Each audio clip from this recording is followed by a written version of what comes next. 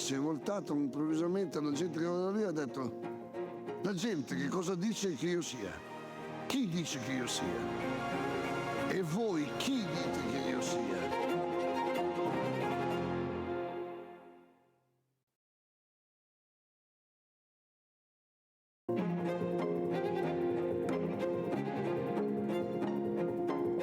E allora si è voltato improvvisamente alla gente che era lì e ha detto: la gente che cosa dice che io sia? Chi dice che io sia? E voi chi dite che io sia?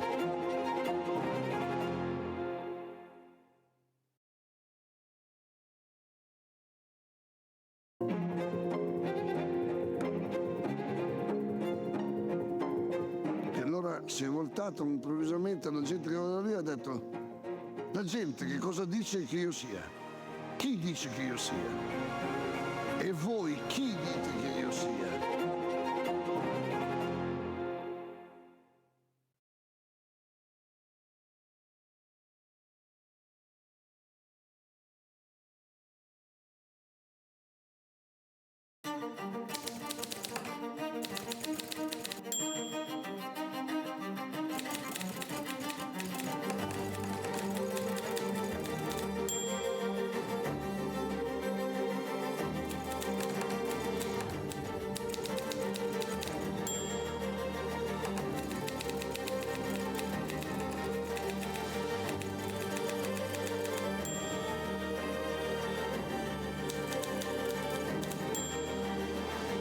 Civiltà dell'amore, fratelli e sorelle, costruite senza stancarvi mai questa civiltà.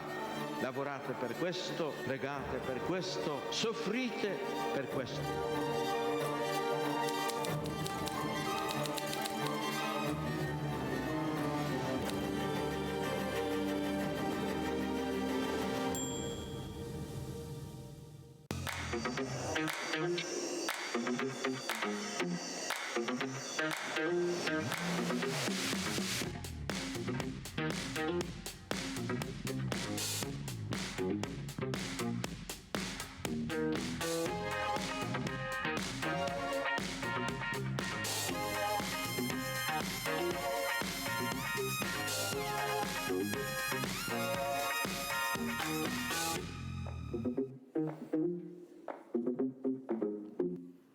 Buongiorno a tutti.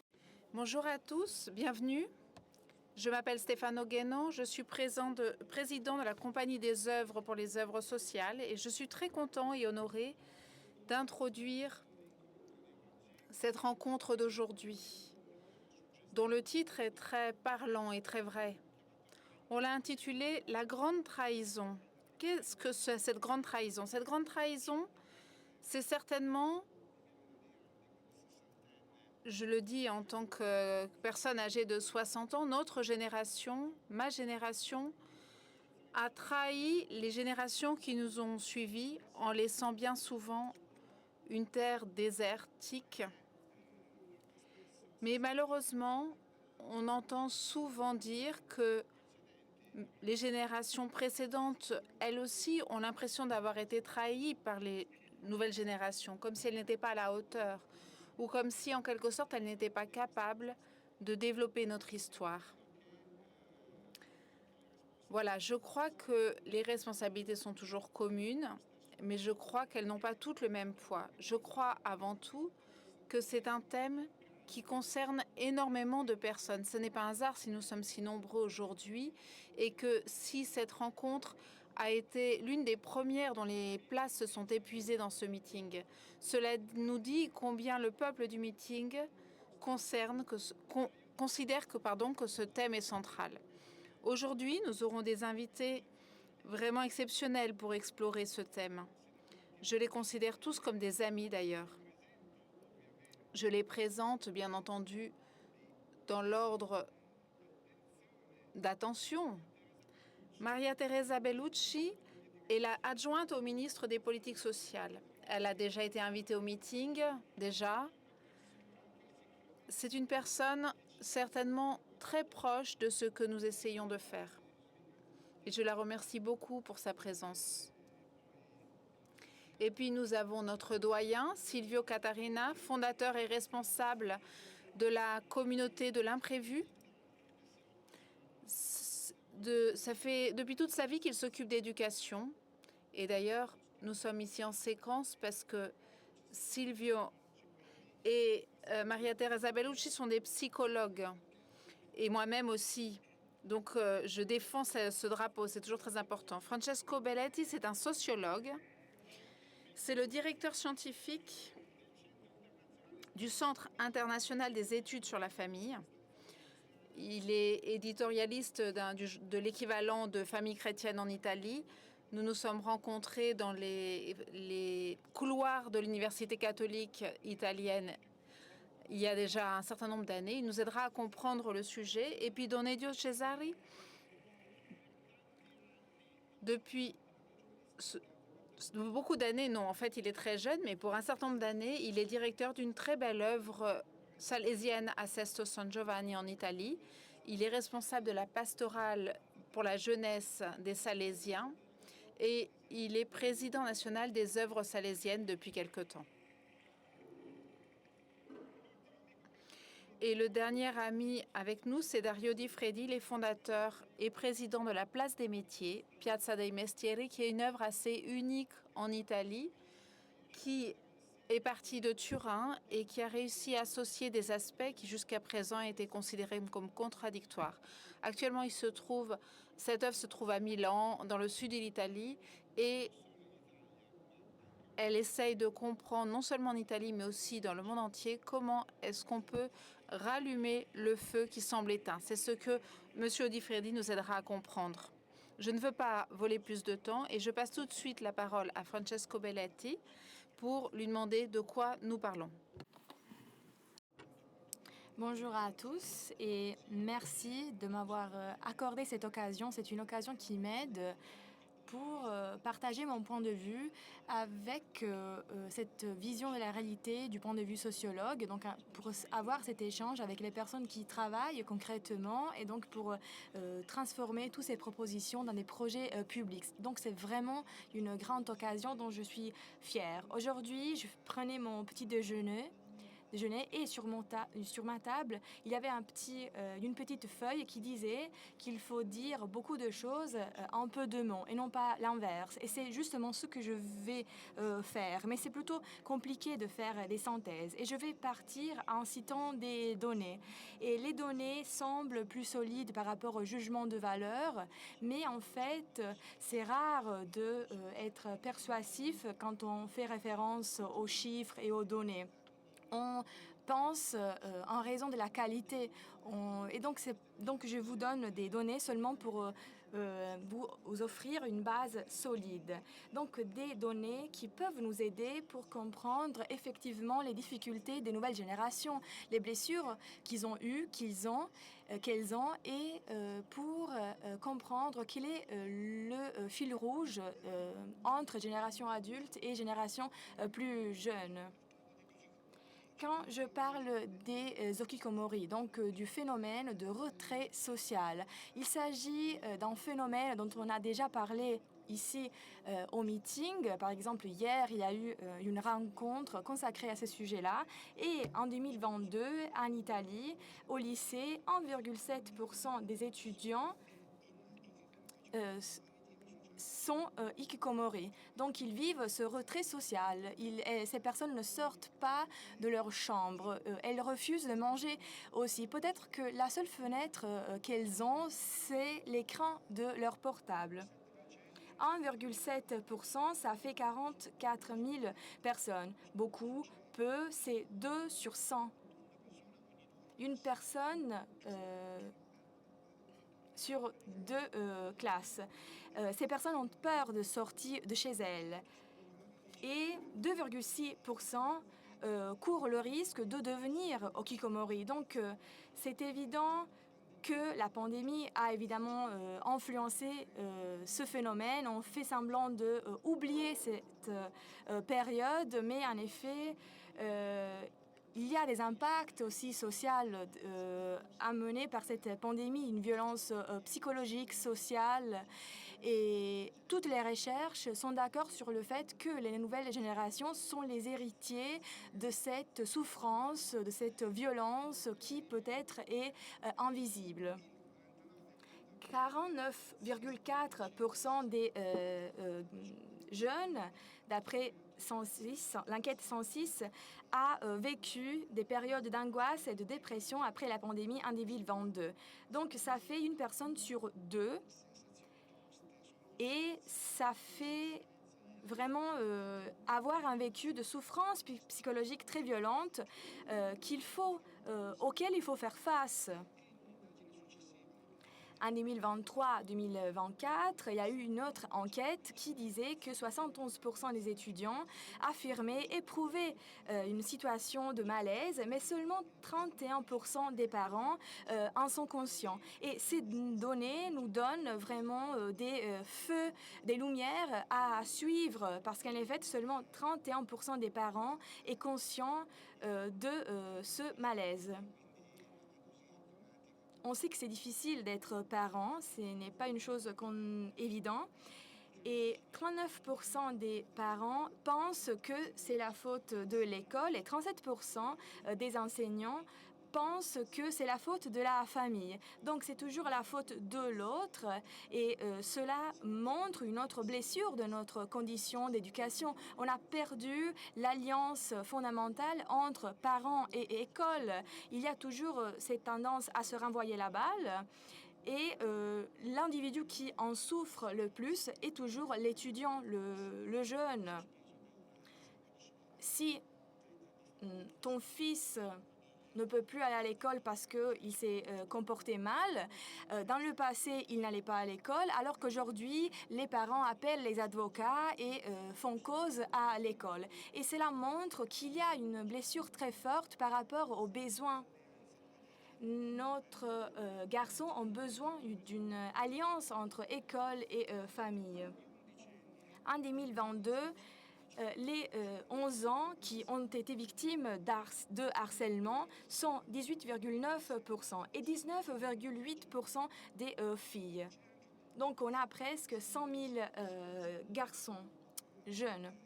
On peut penser que c'est une tendance aux années 80, aux années 60. On pensait qu'il y avait ce groupe de personnes qui harcelaient et c'était justement ce groupe qui souffrait le plus. Alors qu'aujourd'hui, on a plus de sensibilité et on sait qu'on ne peut pas avouer ou bien nier que il y a dans les écoles supérieures des victimes de harcèlement. Et donc, les données nous disent qu'il y a cette souffrance diffusée qu'on ne peut pas cacher. J'ai partagé quelques données et le ministère de la Justice nous a parlé de la situation des mineurs qui sont au service social. Il y a 18 000 mineurs au service social et dans ce chiffre, on trouve plus de 4 000 mineurs.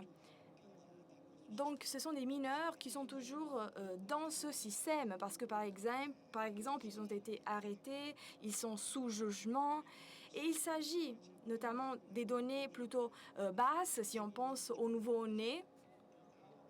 On peut bien dire que c'est une donnée petite, mais il faut aussi avouer le fait que derrière chaque donnée, il y a une histoire, il y a un individu. Et quand on parle de 15 000 jeunes, on ne peut pas fermer la porte et ne pas l'ouvrir. Et il faut penser au bien-être de notre société et au fait qu'il faut être les acteurs de notre vie, de notre destin. Donc, tout d'abord, les données nous disent qu'il est important de parler de ce sujet et de consacrer cette table ronde à ce sujet. Donc, il y a une sensibilité de notre part et il y a un problème. Et il s'agit d'un problème d'éducation généralement. Comme Stéphano l'a bien dit, c'est un sujet sensible, mais quand on parle d'un problème d'éducation, c'est comme si on minimisait ce sujet, alors qu'on veut souligner l'importance de ce problème. Et c'est un sujet qui a affaire à l'avenir de nous toutes et tous. quand on devient adulte, on vit une aventure dangereuse. Il est compliqué de devenir adulte et cela demande un grand engagement du côté des parents et de la communauté entière aussi. L'espèce humaine est l'espèce qui a le plus de difficultés quand elle doit devenir adulte. D'autres espèces sont capables de devenir adultes dans quelques jours ou bien quelques heures et d'être indépendants. Alors que nous, c'est différent. Avant, à 5 ans, les enfants commençaient à chasser, alors qu'aujourd'hui, dans nos sociétés, pour devenir adulte, on a besoin de 20 ans, 40 peut-être, cela dépend des personnes. Mais évidemment, c'est évident qu'on a besoin d'un grand changement et processus culturel pour bâtir une nouvelle identité adulte. Et c'est un processus de valeur, de sens, de recherche du sens. Désolé. Un jeune couple doit s'occuper de l'enfant pendant 25 ans. Est-ce qu'il y a dans notre pays une réalité sociale qui s'occupe de nous pendant 25 ans? Aujourd'hui, le parent s'occupe pendant 25 ans et cela veut dire qu'il est toujours là. Et cela pose des problèmes, évidemment. Comme je disais, éduquer a été le premier banc d'essai de la subsidiarité, c'est-à-dire de la capacité de la collectivité de travailler ensemble avec les familles. Et la famille est le lieu privé de l'expérience humaine. Chez moi, je fais ce que je veux, comme je veux. Et quand je parle et je m'occupe de l'éducation de mes enfants, c'est le parent qui doit s'occuper, qui doit être au premier rang. Donc c'est le parent qui a les droits et les nécessités d'avoir une société qui m'aide dans l'éducation de mes enfants. Il y a seulement le défi de le faire ensemble. Voilà la vraie subsidiarité. Une société qui permet aux familles de s'occuper de leurs enfants, de s'occuper de leur éducation et en les aidant à les éduquer. Et quand je parle de ce sujet-là, il y a une autre blessure.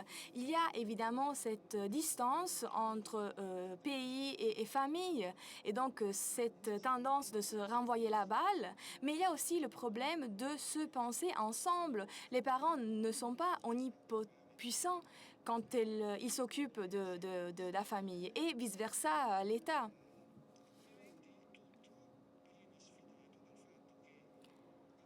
Et un autre défi dont je pense les autres vont parler, c'est que le processus d'éducation a un acteur indispensable qui est l'enfant.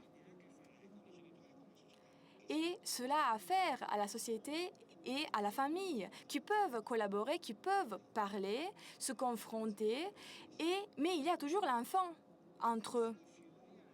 Donc, faire pousser la liberté de l'enfant en tant que société ou en tant que parent est un processus compliqué. Auparavant, éduquer voulait dire normaliser, donc offrir comment il faut s'habituer, et l'enfant devait juste obéir, alors qu'aujourd'hui on veut pousser la liberté des personnes, la liberté individuelle.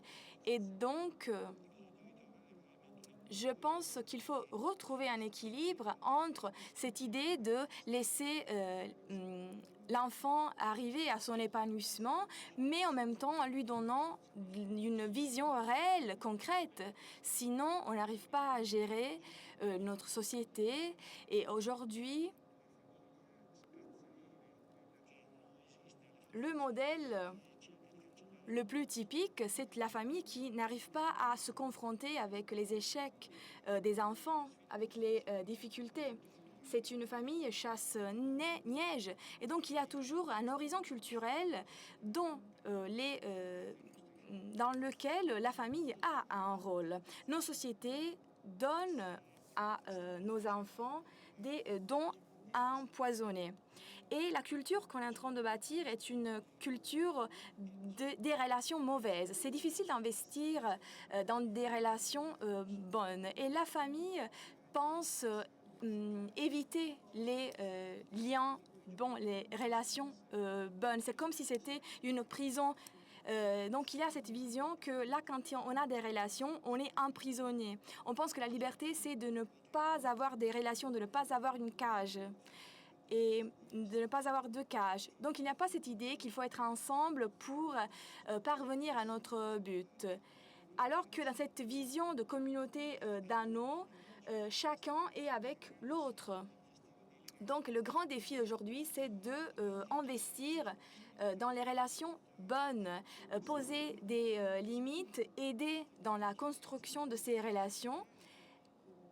En croyant dans ces relations, notre société génère les modèles du succès. Donc il faut toujours être performatif pour montrer qu'on a une valeur. Donc il y a toujours ces défis, ces matchs où une personne gagne et l'autre perd. Donc aujourd'hui, la société partage avec les garçons un message précis, c'est-à-dire que on attend les nouvelles générations, non parce qu'elles vont bâtir l'avenir, mais on attend les nouvelles générations pour les juger. Et les familles n'arrivent pas à aider les enfants aussi. Donc, quel est le besoin de nos jeunes? J'ai presque terminé, j'espère de n'avoir été trop long. Et aujourd'hui, les jeunes ont besoin des politiques ciblées, d'une collaboration entre le monde du travail et l'école et de beaucoup des collaborations que l'école peut faire. Et notre jeunes ont besoin d'espoir, confiance et espace de protagonisme. Il faut regarder ces jeunes. Il faut cultiver ces relations concrètes, solides, dont on peut faire confiance. Et comme ça, les garçons peuvent faire des erreurs. Je termine avec une relation de Paolo Donati. Les relations sociales sont comme la lumière. On ne voit pas la lumière, mais on voit à travers la lumière. Si on n'a pas de lumière, on ne regarde rien. Et cela vaut pour les relations aussi. Les relations ne sont pas invisibles, mais elles sont une réalité qui nous laisse voir les autres et le monde. Donc, nous voyons les relations à travers les relations, et grâce aux relations. Donc, si on veut regarder aux jeunes, il faut entrer en relation avec eux. Merci Francesco.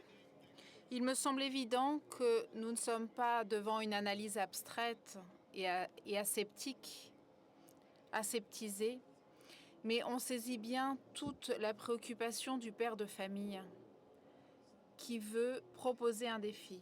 Silvio, toi, il y a des années, tu as bien relevé ce défi. Est-ce que tu peux nous raconter pourquoi on a aujourd'hui tant besoin d'éducation? Le drame le plus grand, c'est de ne pas connaître, de ne pas réussir à écouter, à comprendre mon cœur. Toute l'attente, l'énorme désir dont il est fait. Oui, ne pas être capable de comprendre son propre cœur, c'est le drame le plus douloureux.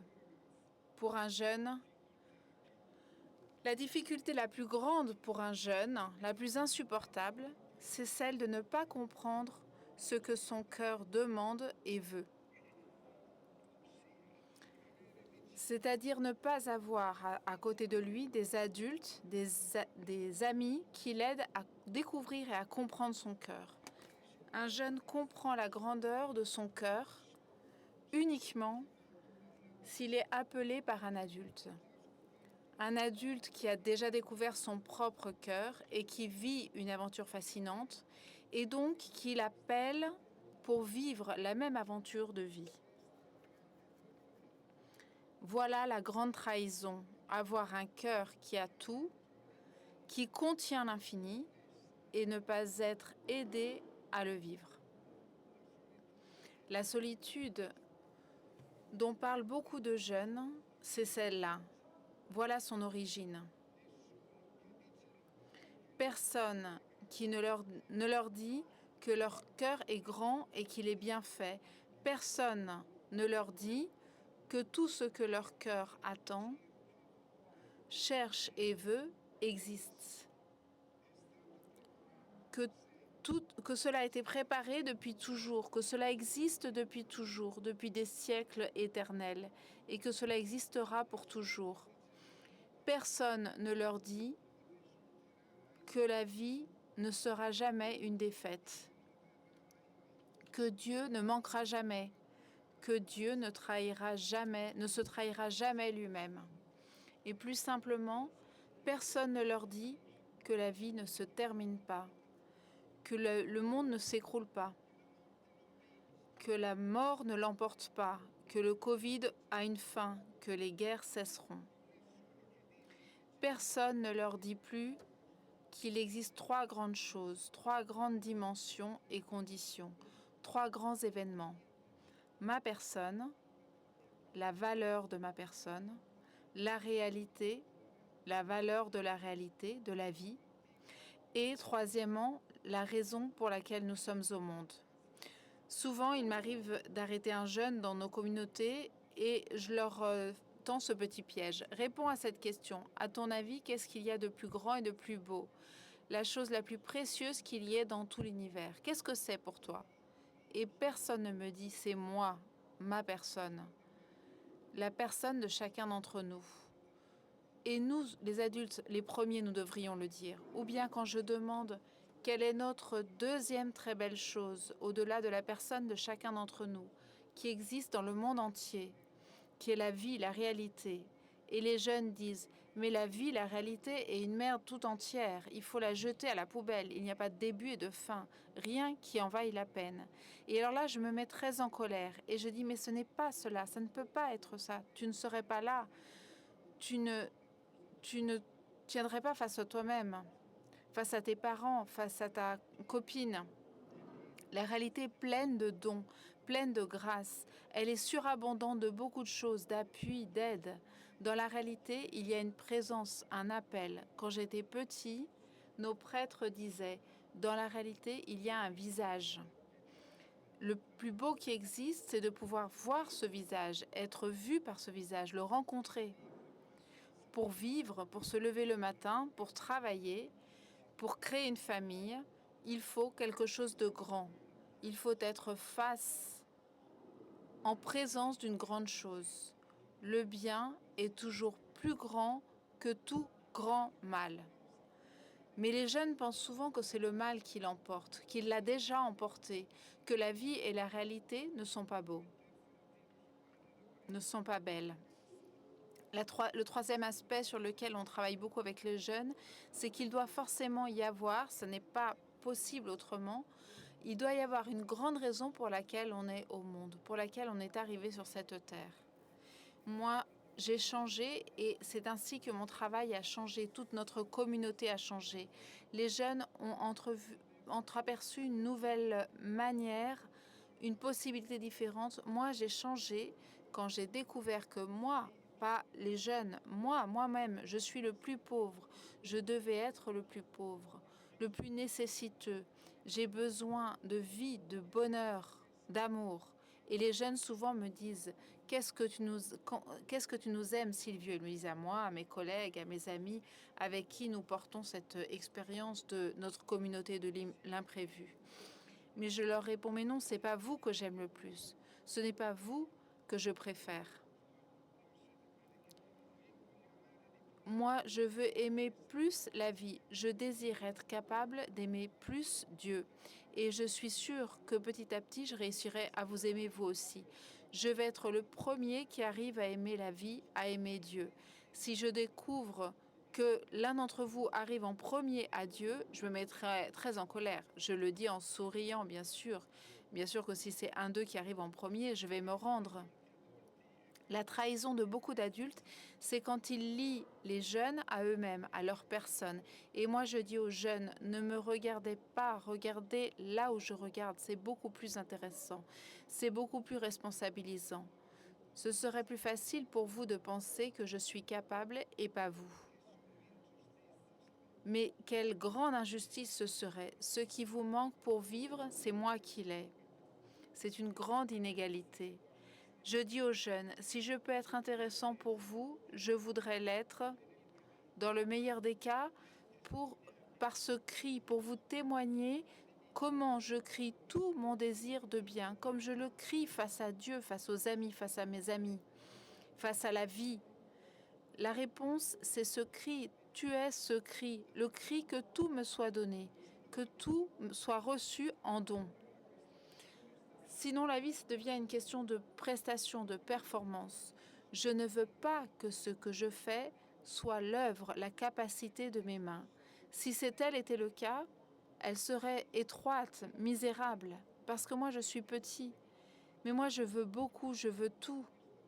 Et ce tout, ce beaucoup, ne peut que m'être donné.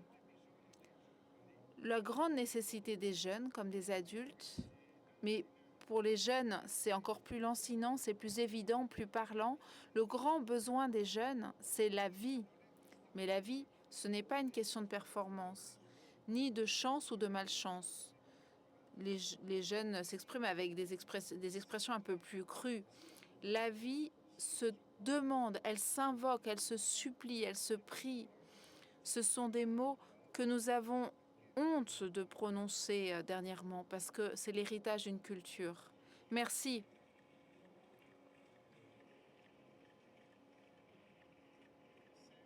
Comme toujours,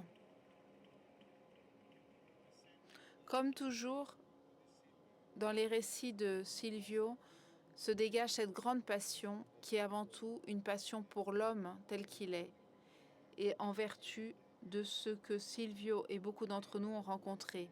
Père Elio, toi qui as été éducateur pendant des années et qui as eu la possibilité de rencontrer ce dont nous parlons, de beaucoup de points de vue différents, de beaucoup d'observatoires différents. Tu as été directeur d'une œuvre sociale, tu as été pasteur, tu as été guide de la pastorale pour la jeunesse et maintenant tu as un travail plus organisatif, mais ce n'est pas pour autant qu'il est moins important.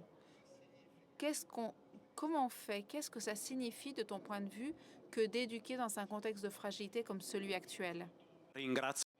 Tout d'abord, je vous remercie pour l'invitation et je salue tout le monde. Et je pense que vu que la salle elle est remplie, je peux dire que tout le monde est intéressé à l'essentiel de la vie. Parce que très souvent, on n'a pas le temps ou l'espace pour aborder ce sujet. On sait que c'est un sujet compliqué et on sait qu'il y a l'exigence d'avoir affaire à d'autres questions. On avait peur de ne pouvoir jamais faire face ne pas pouvoir faire face à ces sujets et j'essaye de faire une synthèse de quelques pensées qui ont affaire au défi qui est impossible parce que très souvent il faut faire face à ce problème, au défi de l'éducation. Et on sait que c'est un sujet, comme on l'a très bien dit, c'est un sujet dont les autres, plus experts de nous, parlent.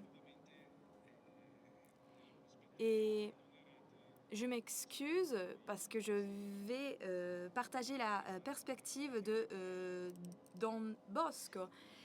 Et le premier élément, c'est qu'il faut être avec les jeunes. Il faut avoir plaisir quand on est avec les jeunes. Et cela peut être un élément qu'on donne pour acquis, mais ce n'est pas évident, notamment quand les jeunes sont fragiles, quand ils sont fatigués.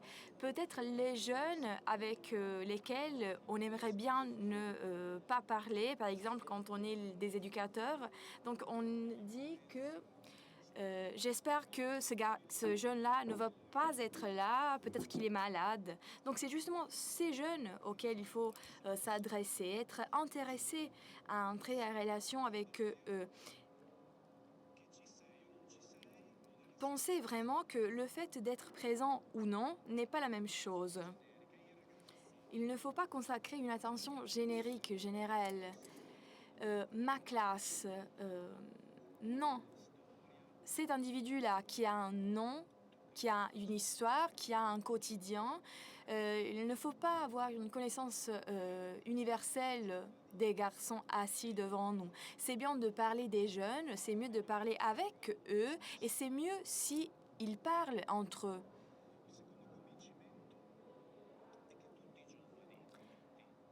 Tous les jeunes,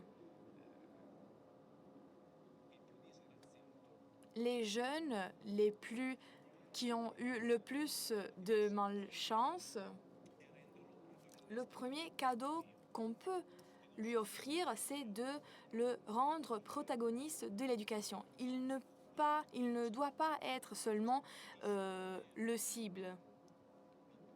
Parce je sais qu'on fait beaucoup pour eux, mais très peu avec eux. Et Don Bosco a été un exemple sur ce point-là. Et je pense que l'une des peculiarités du meeting, c'est de regarder ces jeunes bénévoles qui créent ensemble le meeting. Évidemment, il y a les invités et toutes les autres personnes qui arrivent, mais vraiment l'extraordinaire, ce sont les visages des jeunes qui sont les protagonistes.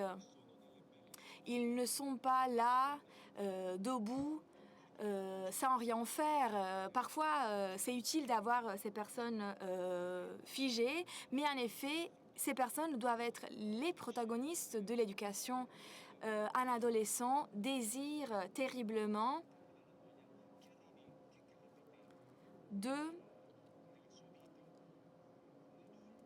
tomber sur une personne adulte qui lui demande « Tu peux me donner un coup de main ? Tu peux me donner un coup de main ?» Et je pense que quand cela arrive, quand un adulte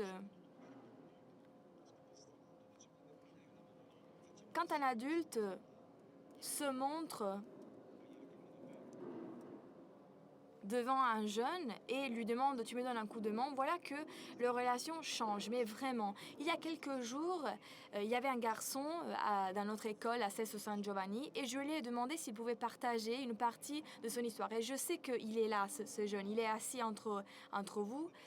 Et je lui ai demandé d'écrire quelques lignes pour lui permettre de parler. Et donc, je lui ai demandé « Écris-moi les actions de nous, Salésiens, qui t'ont aidé. » Il avait une vie plutôt intéressante et il a écrit. Et la première chose qui m'a surpris, c'est qu'il m'a répondu en disant « Mais c'est beau, tu me demandes à moi de raconter ma vie et tu vas raconter ma vie aux autres. » Et je lui ai dit « Mais si tu veux, pourquoi pas ?» Et donc, je vais lire son histoire. Il y a quelques erreurs parce que il a bien étudié chez nous, mais il n'étudie plus. Il a terminé l'école.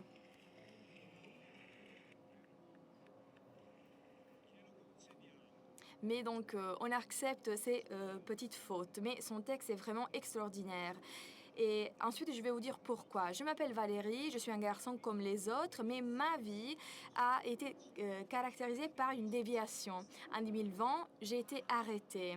Je suis allée à Touran dans le CPS. J'étais arrêtée pendant une semaine et après une longue interrogation, ils m'ont envoyée dans une communauté à la Kairos, qui est très bien connue par Don Claudio.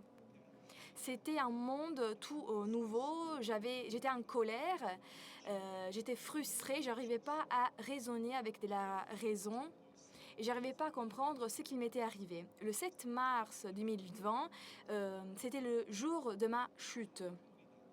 En communauté, j'ai rencontré donc Claudio Bourgeot et il m'a accueilli et c'est grâce à lui que ma vie a continué son parcours. Elle ne s'est pas éteinte complètement. Justement, on parlait tout à l'heure de lumière. Il m'a aidé avec d'autres éducateurs pour surmonter mes difficultés et c'est justement grâce à eux que j'ai appris à faire confiance aux adultes. Faire confiance aux adultes. Et c'est grâce à Don Claudio que j'ai continué mes études dans l'école des Salésiens à Sesto San Giovanni. Avant mon arrestation, j'avais déjà commencé l'école là-bas et je voulais terminer mon parcours d'études. Mais je voulais rester dans cette école-là. ma communauté a contacté mon école et après plusieurs démarches administratives et le directeur que je ne voulais pas l'accepter il voulait le faire, sinon il n'aurait pas l'accepté. Voilà que j'arrive aux Salésiens. Cela a été difficile parce que ma vie était difficile à cause de ce qu'il arrivait au dehors de l'école. Je prenais des médicaments pour dormir pendant la nuit, des psychotropes, et c'était difficile d'être attentif pendant les leçons. Mais c'est grâce à la patience de mes professeurs que j'ai pu le faire, parce que je pense que derrière mes professeurs, il y avait des émotions. Pas après pas, avec mes professeurs, j'ai repris les bases des matières pour réussir l'examen final. Et cela veut dire que même si on commet des fautes, il y aura toujours une personne qui va te regarder sous une lumière différente et qu'elle ne va pas te juger pour les fautes. Pour tes fautes, les Salésiens ont vu un garçon qui vivait une vie difficile, qui voulait vivre, et ils ont cru en moi. Les Salésiens m'ont permis de renaître. Et mon expérience peut montrer que faire confiance aux adultes et se laisser aider par eux ne veut pas dire être faible, parce que sinon j'aurais tout lâché. Mais c'est grâce aux professeurs qui m'ont amené à mon examen de terminale que j'ai eu l'occasion de renaître. Et donc, je pense que la deuxième réflexion que je peux faire, c'est une réflexion qui est créée en lisant ce texte. Le fait de renaître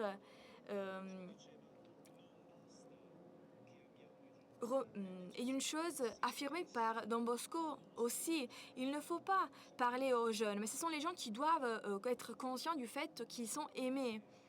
Le jeune doit comprendre que l'adulte est en train de lui faire confiance. Merci.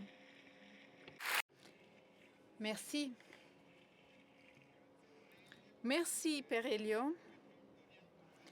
Et nous pardonnons volontiers le fait que Don Bosco, il parle de Don Bosco parce qu'en réalité nous sommes tous salésiens. Et je passe la parole à Odi Freddy, qui est le plus salésien de nous tous, pour lui poser une question qui me semble très intéressante. Aujourd'hui, on entend beaucoup dire que la relation entre l'homme et le travail est une relation différente. Pour Don Bosco, par exemple, c'était une relation essentielle. Ça signifiait avant tout apprendre un métier. Alors Dario, le travail aujourd'hui, est-ce qu'il est encore nécessaire pour éduquer un jeune? Alors d'abord, je dis bonjour à tout le monde. Nous sommes tellement convaincus que le travail sert à éduquer les jeunes que notre association de la place des métiers, qui a 20 ans aujourd'hui, naît précisément sur ce défi. Associer éducation et travail. Ça, c'est vrai aujourd'hui et c'est vrai toujours. D'ailleurs, dans mon bureau, Don Bosco est la première chose que je regarde tous les matins avant de commencer. Je vais essayer de le dire en faisant parler un peu l'expérience de nos jeunes. Donc, je ne vais pas faire un grand discours sur l'importance du travail et de l'éducation. À quoi éduque le travail ? L'une des premières choses auxquelles il éduque, c'est à la liberté. Un jeune, donc notre association a toute une série d'activités formatives, éducatives. Il y a la partie graphie-communication, boulangerie, pâtisserie, chef, etc. Pour chacun de ces métiers, nous avons nous avons réalisé une activité productive. Donc nous avons un restaurant, nous produisons du pain, nous produisons de la bière, etc.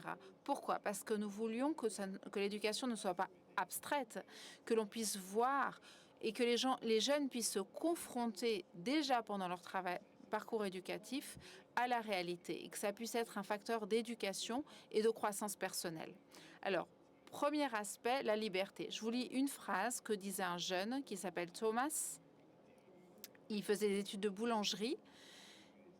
Il avait pour chance d'avoir en maître un boulanger qui avait décidé de consacrer la dernière partie de sa vie à transmettre sa passion aux jeunes. Et il la transmettait à ces jeunes, parmi lesquels Thomas. Et Thomas dit un jour à une amie qui est ici dans la salle, qui est une grande éducatrice, il lui dit « J'ai compris en regardant mon professeur que faire le pain, c'est comme faire grandir un enfant jusqu'à ce qu'il devienne un homme.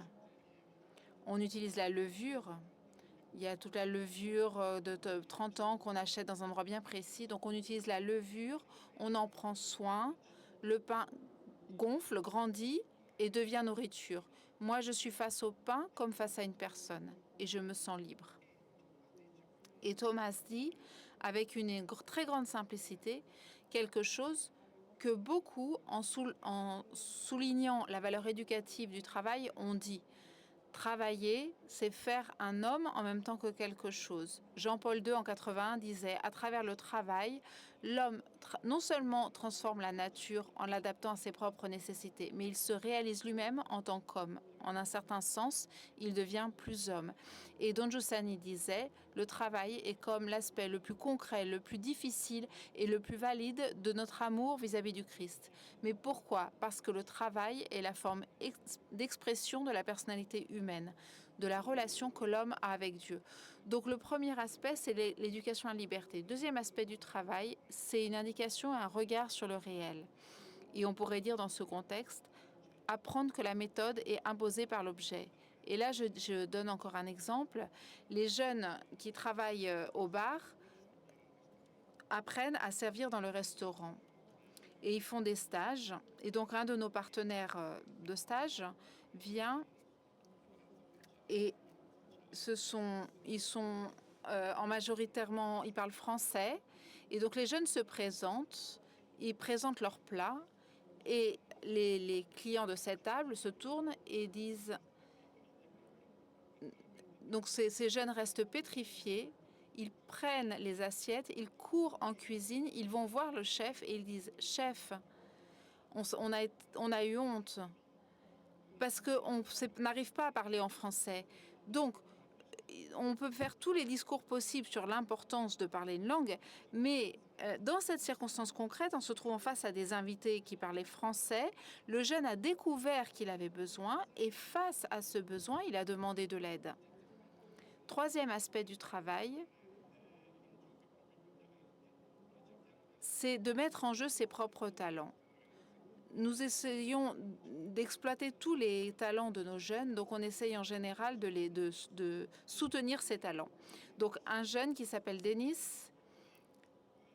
et il suit la formation pour être barbier, mais il a une passion pour la musique. D'ailleurs, il est ici au meeting, et il dit « Moi, je veux faire un grand salon de barbier, mais je veux avoir un piano dans ce salon. » Et parce qu'il joue du piano. Et cette passion pour la musique continue. À un moment donné, à la fin de la 3e année, il lui dit, il va faire une émission de télévision et il arrive en finale. Donc il peut faire un disque dans une maison de disques. Donc il réalise le rêve de sa vie. Et à un moment donné, finalement, ça se passe pas si bien que ça. C'est un moment de gloire, mais ensuite, c'est difficile de retomber. Et donc, il se rend compte, il avait changé de nom pour avoir l'air plus moderne. Il revient, et en repensant à toute son histoire, il dit « Moi, je recommence à me faire appeler Denis. Je vais changer de maison de disque, parce que moi, je ne suis pas cette image que j'ai donnée de moi-même. » Donc, je voudrais qu'on comprenne bien. La performance, c'est un bien. L'homme est fait pour être performant parce qu'il est le cœur, l'intelligence, la passion, c'est la recherche constante. Lorsque notre Thomas fait son pain, c'est une performance. Je le dis parce que souvent dans les débats, je suis un peu mal à l'aise. On ne peut pas ne pas provoquer, inciter ces jeunes à mettre en jeu leurs talents et à chercher la performance. Mais le problème, comme nous l'apprend Denis, c'est que ce n'est pas la performance qui nous définit. Parce que Mais comment est-ce qu'on s'en aperçoit qu'on n'est pas défini par ça? Parce qu'on est allé jusqu'au bout. Parce que si je ne cesse pas de te protéger de la réalité, tu ne le découvriras jamais. Alors, je conclus cette partie sur le travail qui éduque en disant que le travail est essentiel pour la constitution de l'identité et aussi pour tout ce débat sur le revenu de citoyenneté qui se joue en Italie. C'est un débat très dangereux parce que le problème, ce n'est pas de ne pas aider ceux qui sont en difficulté. On peut trouver des moyens de les aider, bien sûr, mais attention à ne pas remplacer l'idée, à ne pas faire penser que ce revenu remplace le travail, parce que le travail est constitutif de la personne. Et là, je crois qu'en particulier par rapport aux jeunes, la question de la jeunesse, dans le monde dans lequel nous vivons, dans le monde occidental où nous vivons les crises, les guerres, etc., c'est le défi des défis. Et je crois que soit les jeunes prennent vraiment en main ce défi, dans les circonstances qui leur sont données, qui sont complexes, qui sont compliquées. On est dans un changement très rapide, mais il faut les inciter à être des acteurs, des protagonistes. S'il vous plaît, nous, les adultes, arrêtons de les plaindre, parce que c'est le pire que nous puissions faire à leur égard.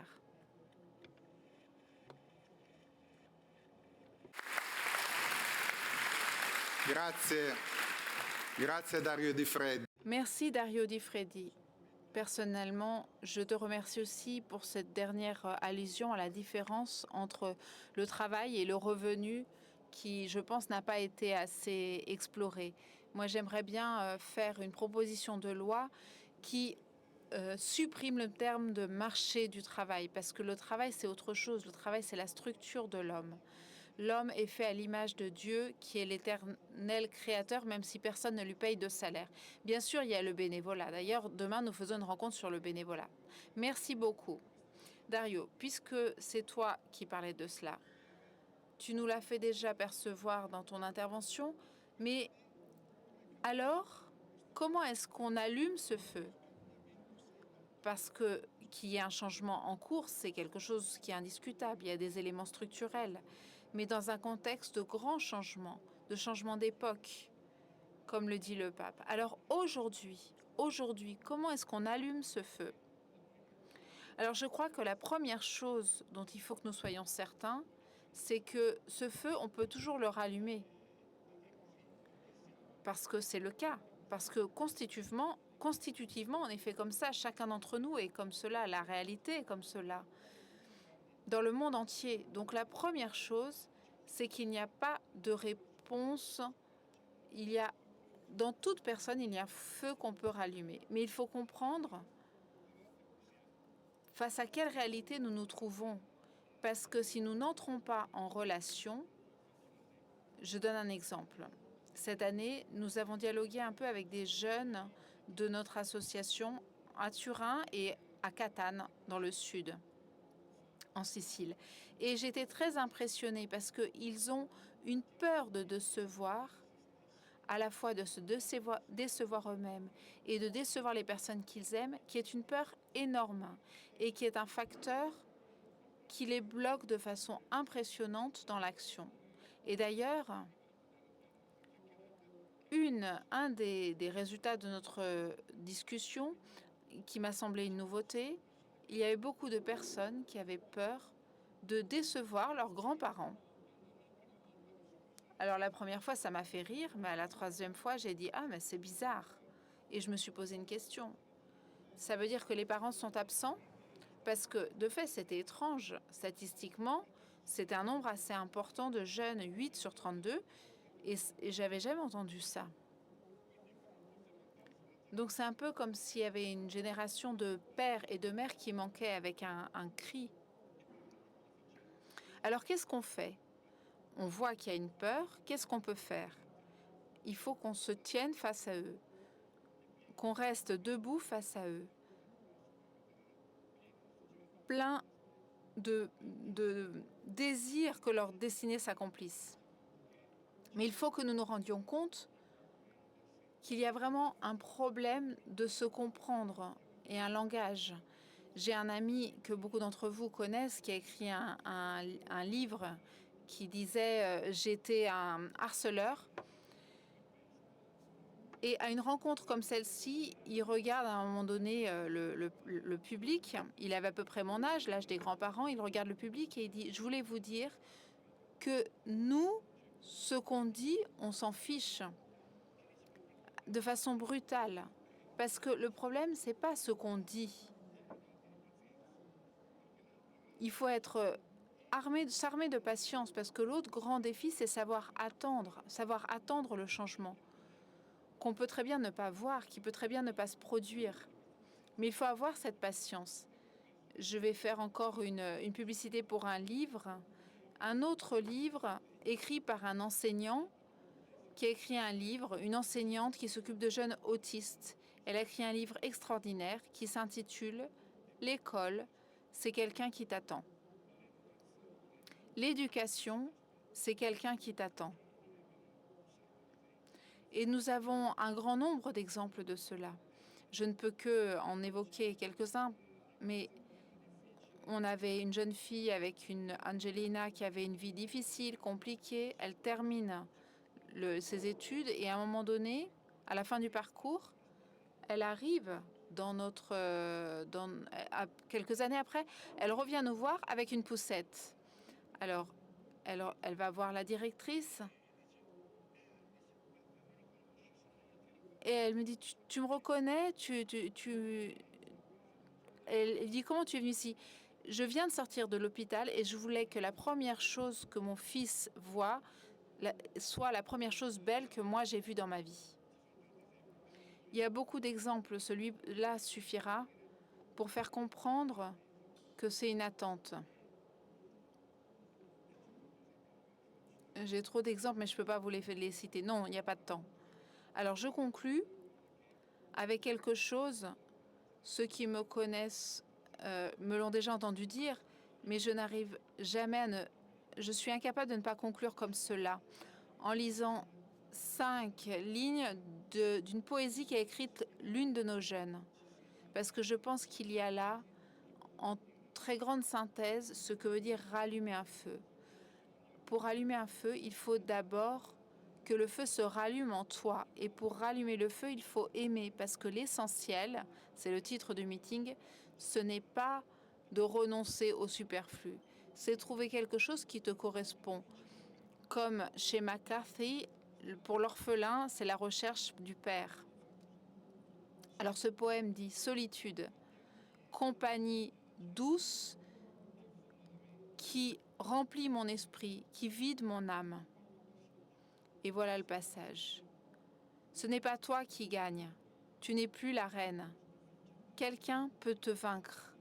Avec l'étreinte du bien, il peut te vaincre.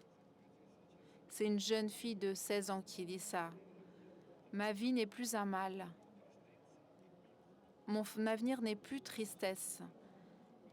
Seul le souvenir me reste amer, mais il est déjà passé et oublié. C'est maintenant un temps nouveau. C'est Valentina qui écrit ça. Merci.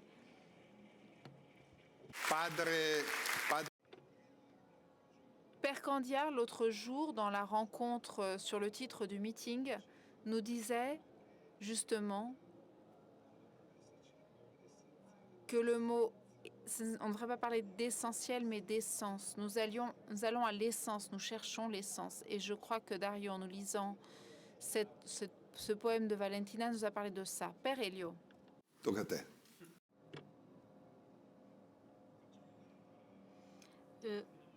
Je me laisse aider par nos jeunes à nouveau, parce que je pense que l'une des choses les plus belles qu'on a, c'est justement nos jeunes. Et donc, je vais citer un étudiant égyptien qui est arrivé en Italie, qui ne parlait pas l'italien. Il a été appelé à la chambre du travail pour partager son histoire et son expérience chez nous. Je pense que l'un des feux à allumer pour rester au plan concret, et je pense que Maria Teresa Bellucci le sait très bien, c'est d'encourager et soutenir la formation professionnelle. En Italie, le nord, à partir du nord jusqu'au bout de l'Italie, dans toutes les nations. L'histoire que je vais vous lire n'aurait pas été écrite s'il n'y avait pas une formation professionnelle. Et j'ai vraiment vu l'épanouissement des jeunes, de nombreux jeunes. Et il faut vraiment s'engager et nous efforcer pour donner cette occasion à tout le monde. Voilà l'histoire. Je m'appelle Mina et j'ai 18 ans. Ça fait 3 mois plus ou moins que je suis en Italie. Je suis égyptienne. J'avais 14 ans. 14, quand pour la première fois j'ai laissé mon village pour aller travailler à Alessandria. L'année suivante, je suis partie au Caire et je suis rentrée à Alessandria avec mes amis pour étudier en Italie. Une fois arrivé à Alessandria, on est resté 3 jours dans une maison sur la plage en attendant les bateaux pour nous cacher de la police. Le 16 juin 2016, je suis montée sur un bateau et j'ai nagé 50 mètres pour arriver à ce bateau. Cela a été un mauvais jour. J'écoutais les passeurs qui disaient des gros mots et qui nous insultaient. Le gouvernement n'était pas de notre côté et il disait qu'il fallait protéger l'Italie. Et même si on mourait, cela n'aurait pas posé de problème. Une fois embarquée, je suis restée pendant 4 jours en mer pour attendre d'autres groupes de personnes qui voulaient joindre l'Italie. Nous avons voyagé en Méditerranée pendant 16 jours et ensemble, on a rejoint Trapani. Quand je voyageais, je me sentais mal, j'avais froid, je voulais vomir. On avait très peu de pain, très peu de eau et j'étais entourée par des personnes qui étaient méchantes. Il y avait très peu de personnes bien et les passeurs criaient sur les personnes qui posaient des problèmes. Une fois arrivés à Trapani, ils nous ont pris un document et j'ai été envoyée dans la communauté de Marsala, adressée aux mineurs qui n'avaient pas d'adultes. Je suis restée 1 mois, mais je m'ennuyais. Même s'il y avait une salle de gym et une piscine. Je voulais étudier. La seule chose que je faisais, c'était d'aller en vélo. Grâce à un ami tunisien, j'ai pu acheter les tickets pour arriver à Milan. À Milan, j'étais accueillie dans un camp de migrants et enfant, je suis arrivée à la maison de la Charité. J'ai commencé à fréquenter l'école des Salésiens de Don Bosco. J'ai commencé à vivre ensemble avec les jeunes et vivre une vie d'un garçon de mon âge. En peu de temps, j'ai appris l'italien. Aujourd'hui, je suis en train d'étudier pour devenir un mécanicien industriel. Aujourd'hui, j'ai une famille qui m'a accueillie avec beaucoup de difficultés. J'ai réussi à atteindre le vrai bonheur. Je pense que c'est inutile d'ajouter d'autres mots. Voilà. Merci. Silvio. Avant de demander à notre amie Maria Teresa Bellucci de faire la conclusion, donne-nous un dernier point. Demandez beaucoup, demandez tout aux jeunes, comme on l'a déjà dit. Autrement, on ne croit pas en eux, on ne croit pas en la vie, on n'a pas confiance en eux. L'école, pour donner un exemple et une généralisation, demande de moins en moins aux jeunes. Et comme ça, les jeunes disent « mes profs, les adultes que j'ai devant moi ne croient pas en moi et ils ne croient pas, même pas en eux-mêmes. » Demandez beaucoup, demandez tout. Pensez à mes jeunes qui vivent en communauté. Ils arrivent à vivre en communauté sans téléphone portable, sans pouvoir sortir librement, sans tous les instruments de communication, sans parents souvent, sans copains ou copines. Autre point, un jour ou l'autre, il faudra se poser le problème d'une sévérité plus grande, d'une propreté du langage, du comportement, de l'habillement, au moins dans les lieux d'éducation. Ce n'est pas possible qu'on assiste à tant de négligence et tant de laisser-aller. les extérieurs, les intérieurs des écoles doivent être soignés. Je suis très frappée de voir comme ils sont tenus, les locaux eux-mêmes, les murs sales, les choses cassées dans les classes ou dans les communautés, pour parler du monde que je connais. Demandez beaucoup, demandez tout, surtout à ceux qui souffrent, à ceux qui ont souffert. Autrement, quel est le sens de la souffrance, le sens de la douleur? Dans la vie, j'ai beaucoup souffert. C'est comme si un jeune pouvait dire « J'ai beaucoup souffert et tu me demandes peu en plus ?» Ce n'est pas possible que j'ai tant souffert, que la vie m'ait fait passer tant d'épreuves douloureuses sans une raison, sans un sens, un but. Donc, je dis aux jeunes, si j'étais à votre place et après tant de souffrances, je découvrais que ça ne sert à rien et à personne, alors là, je serais vraiment en colère et je casserais tout. Ou bien je dis, toi qui as souffert, toi qui ne sais pas lire ni écrire, toi qui es né dans le mauvais pays, toi qui as un père comme ci ou une mère comme ça, tu peux demander plus à la vie et à Dieu. Qu'il te remplisse de dons, de capacités, d'espérance, de force, de courage. Autre point. Tôt ou tard, il faudra se poser la question de la motivation, de la capacité éducative, de capacité des jeunes de s'adapter aux jeunes. Ce n'est plus possible de se contenter d'enseigner, d'être avec les jeunes par un concours, parce qu'on répond au quiz ministériel. Non. Tous les enseignants ne sont pas adaptés, ne sont pas capables. Être avec les jeunes, ce n'est pas une question de technique, de simples compétences professionnelles, d'algorithmes ou même d'intelligence artificielle maintenant. Être avec les jeunes, c'est une rencontre, un événement, une capacité humaine, relationnelle, de sagesse, d'implication, d'affection, de compromission, de sacrifice. Si nous voulons comprendre, si nous voulons être, nous donner, être féconds, c'est une lutte, un grand sacrifice. Il faut recevoir une grande capacité, un don particulier. Il faut avoir une idée de la vie et de la mort, une idée du bien et du mal, du juste et de l'injuste, une idée du monde et de l'histoire. Il faut savoir, avoir vu et expérimenté qu'il est possible de changer, de recommencer, de repartir. Les jeunes pensent que s'il y a certaines situations, on ne peut pas les modifier. Elles ne peuvent pas être sauvées, qu'elles sont comme ça pour toujours. Si je suis comme ça, je resterai comme ça toute la vie. Ça, c'est un nouveau paganisme. On est revenu à un nouveau paganisme. Mais il est possible de changer, de recommencer. Il est possible de s'aimer, de s'aider. Les jeunes qui arrivent dans nos communautés, la première chose qu'ils disent, c'est « je suis seul contre le monde entier.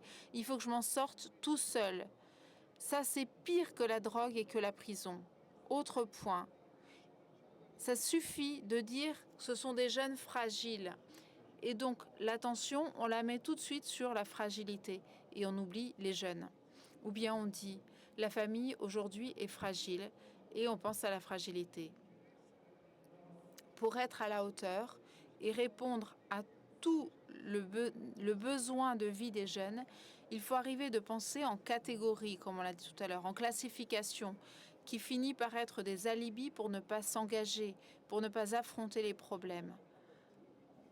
On parle des jeunes fragiles, des millénials, des native digitals, des jeunes en retrait social. Ce sont des personnes, des jeunes abandonnés, négligés. On ne leur a pas dit pourquoi on est au monde.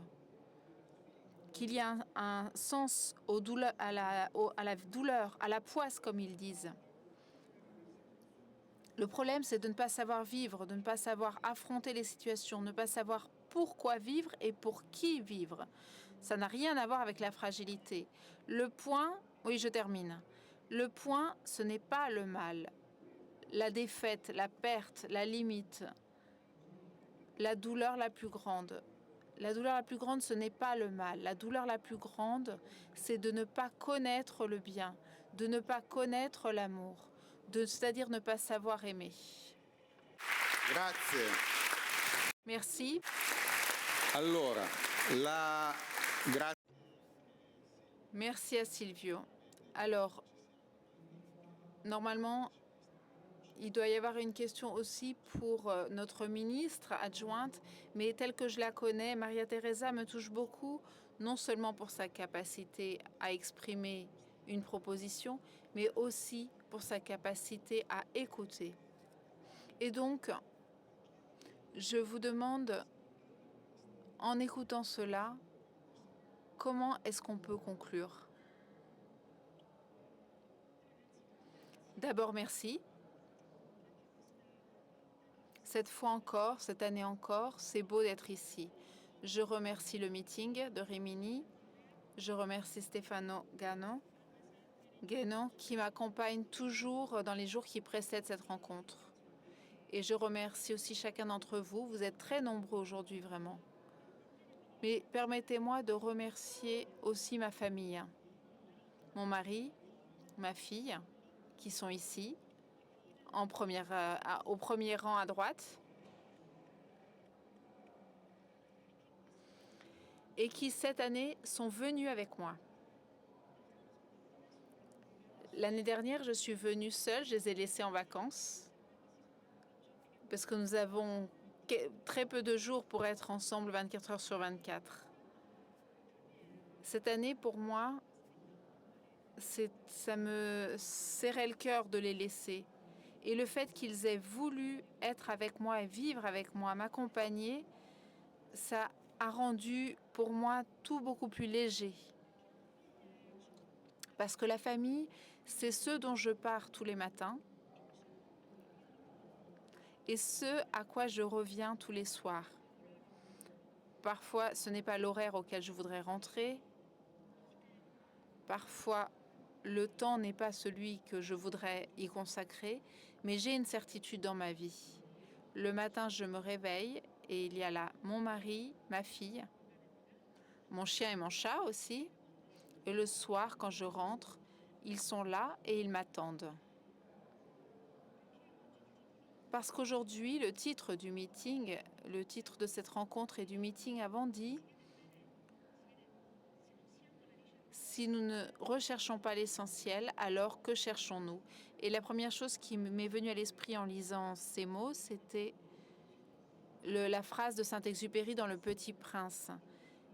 Et c'est les mêmes mots que ma fille, un jour, a écrit sur le tableau que nous avons à côté du frigo. Elle a écrit, elle m'écrivait, elle me rappelait un livre que j'ai lu des dizaines de fois. L'essentiel est invisible pour les yeux. On ne voit bien qu'avec le cœur. Cette phrase de Saint-Exupéry. Alors, quand nous parlons d'éducation, aujourd'hui, vous avez touché des sujets très, très nombreux, beaucoup de thèmes, beaucoup de principes et de valeurs auxquels on peut se référer. Mais lorsqu'on parle d'éducation, la première question que je me pose, c'est éduquer à quoi? Et ensuite, autre thème, la liberté dont vous avez parlé. Être libre de quoi et pourquoi? Et ensuite, la politique.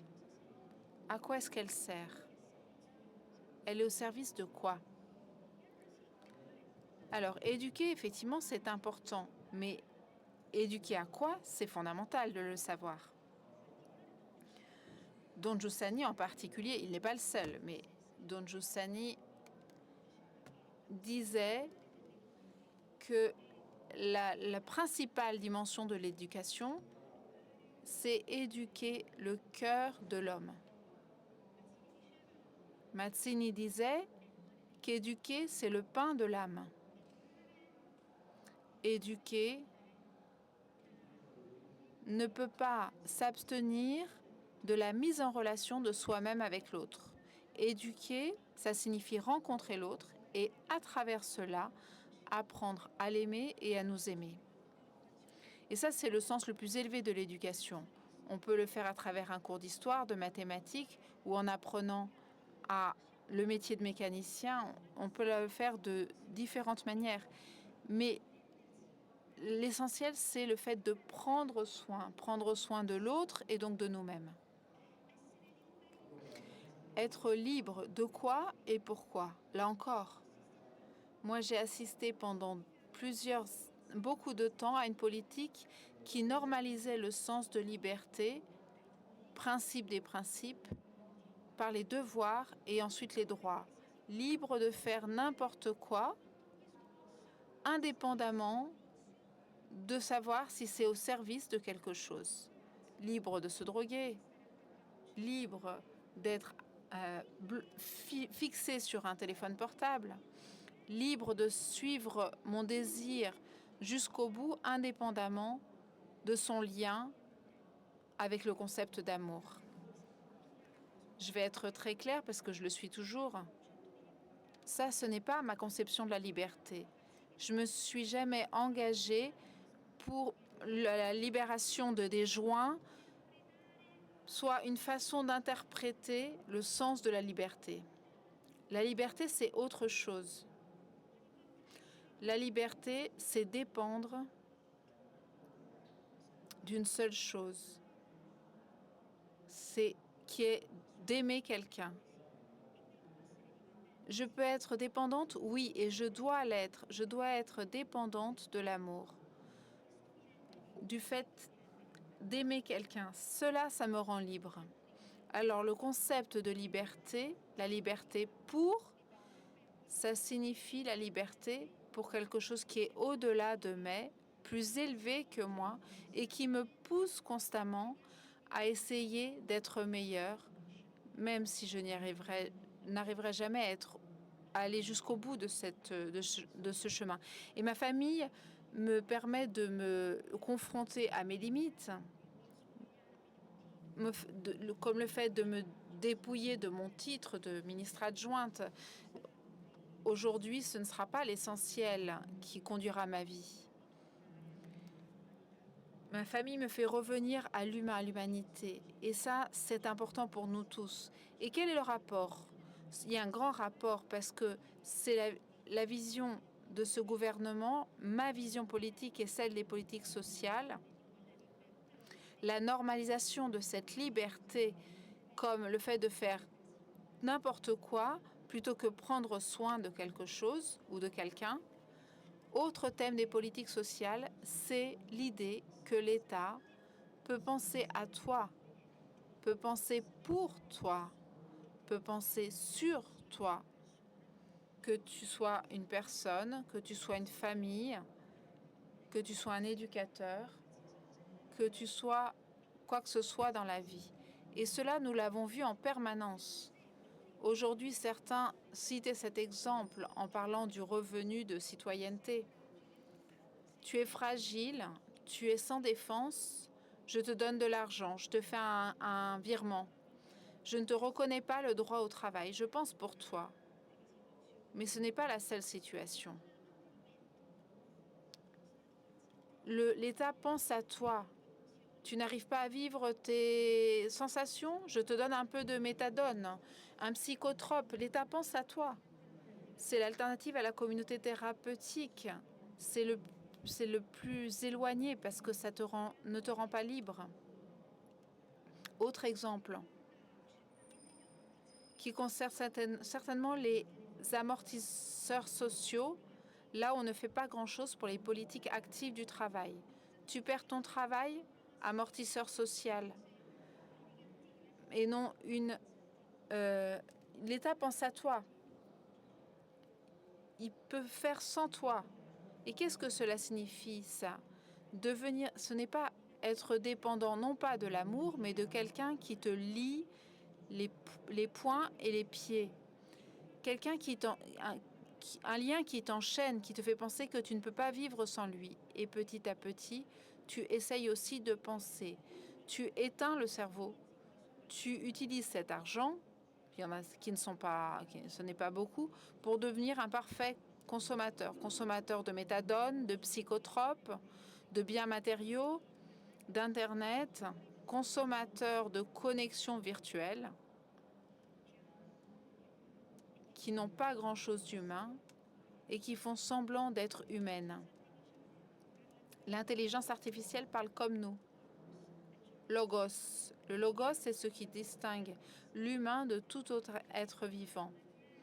Elle est faite de façon savante parce qu'elle nous fait croire que de l'autre côté, on a quelque chose d'humain. Et en réalité, il n'y a rien d'humain parce qu'il n'y a pas le cœur, il n'y a pas l'amour, il n'y a pas la tendresse.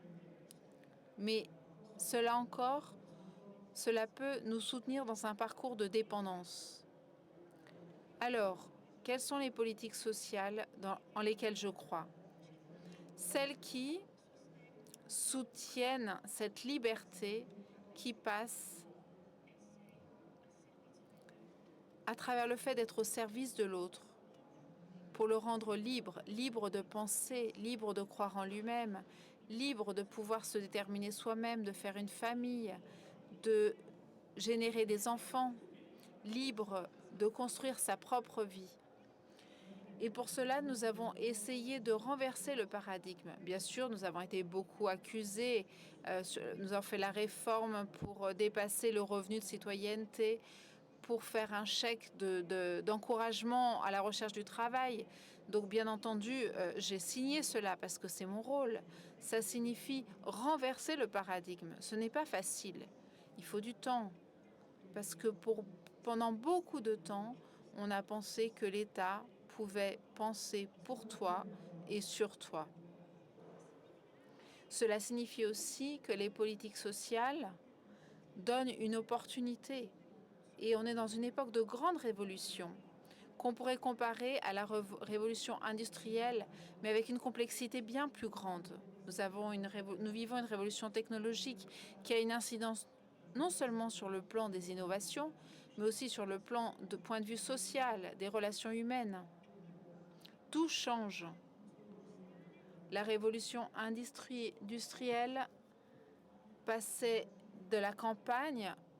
passer de la campagne aux usines. Aujourd'hui, on passe du monde réel au monde virtuel et tout change. Cette révolution, il faut la gouverner. Il faut suivre le changement de l'innovation technologique et gérer et gouverner cette révolution pour en faire une renaissance de l'humain. Et pour faire cela, il faut que l'État se réapproprie, s'occupe non pas de remplacer l'homme, mais de lui garantir des opportunités, d'être là, surtout là où l'homme a renoncé, où il s'est tourné de l'autre côté et il a dit là, je n'y arrive pas. Nous l'avons vu dans différents endroits d'Italie, face à différentes chroniques, dans beaucoup de lieux comme à côté de Milan, là, dans beaucoup d'endroits, dans des banlieues très difficiles, l'État a renoncé. Il dit là, je n'y arrive pas. Il y a une portion de la population pour laquelle je ne peux rien faire. Il faut que je m'en passe. Et donc, pour la première fois, on a subventionné 250 millions d'euros pour soutenir les communautés de jeunes ou en créer.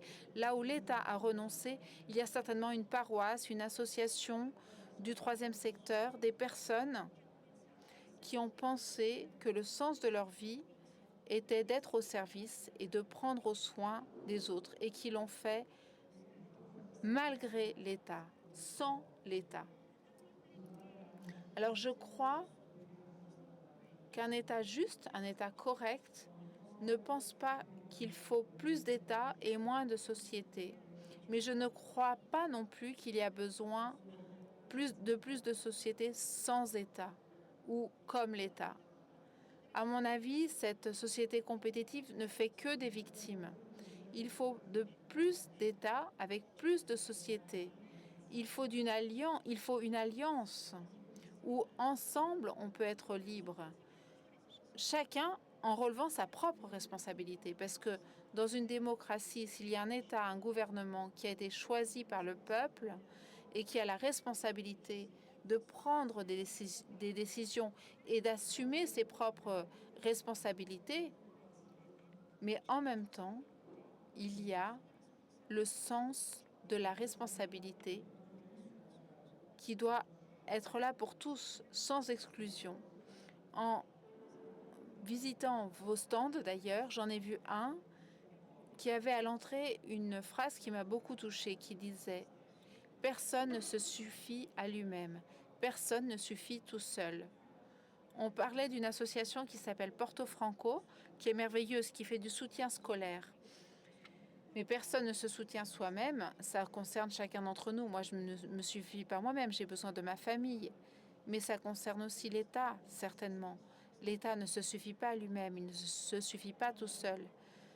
Mais les associations du troisième secteur non plus ne se suffisent pas elles-mêmes. Ce n'est pas une logique compétitive, ce n'est pas un bras de fer, ce n'est pas la course à celui qui est le plus capable, ce n'est pas cela. C'est le sens de la communauté qui passe à travers le fait d'être ensemble pour travailler ensemble. Autre expérience. On change, on est éduqué par des expériences qui sont fondamentales dans notre vie. L'amour et les rencontres sont ce qui fait la différence dans notre histoire. En passant ici par hasard, je suis arrivée à Materica. Je ne connaissais pas cette ville, je ne savais même pas qu'elle était dans cette région.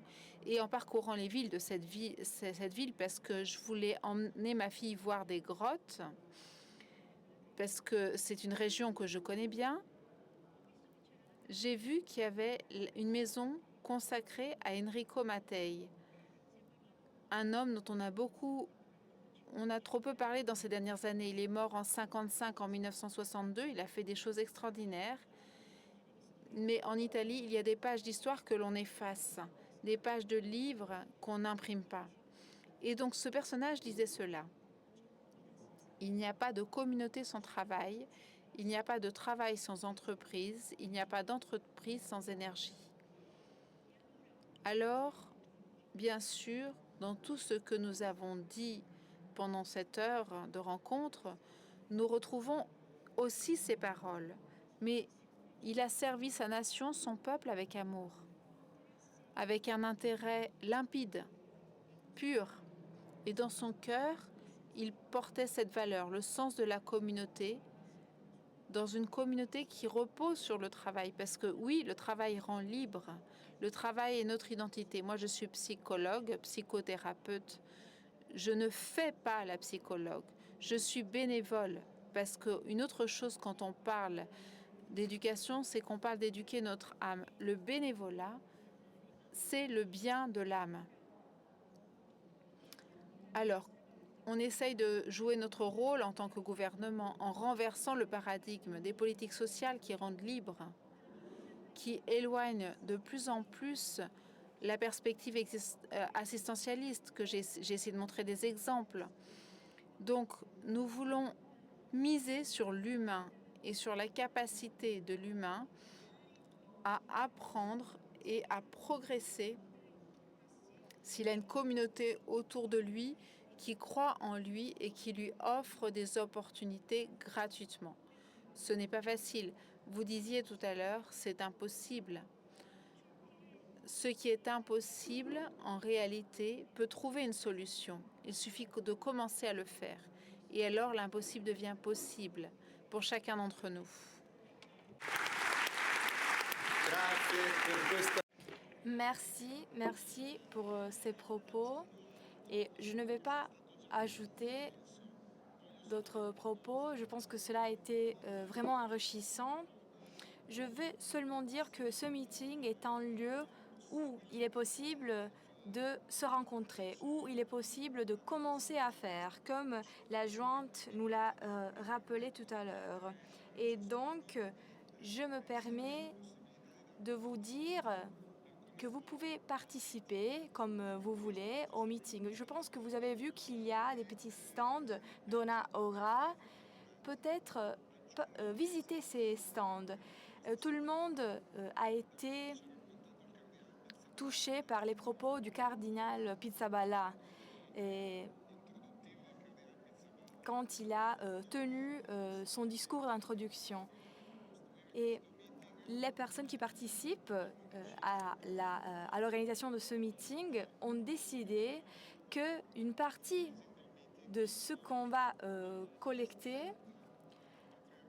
va être destiné au patriarcat pour essayer de aider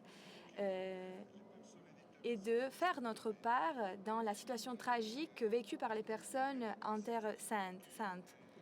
Et je veux souligner ce point-là parce que maintenant, la seule manière pour contribuer, c'est l'argent. Il n'y a aucune possibilité de rien envoyer dans cette situation de conflit. Et donc, il faut se souvenir de ce point-là. Donc, quand vous passez devant les stands de Donna Ora, rappelez de ce que je vous ai dit et rappelez que vous pouvez être les protagonistes de cela. Merci beaucoup et au revoir.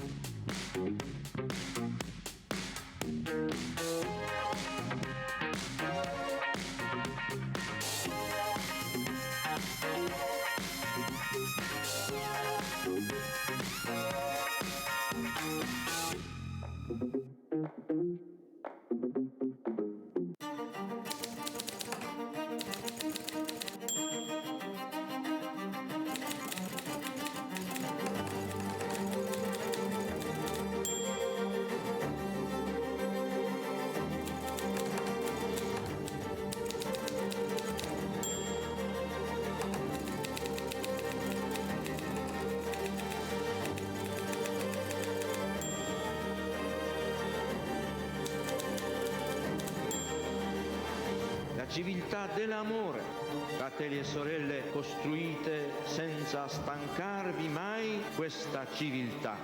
Lavorate per questo, pregate per questo, soffrite per questo.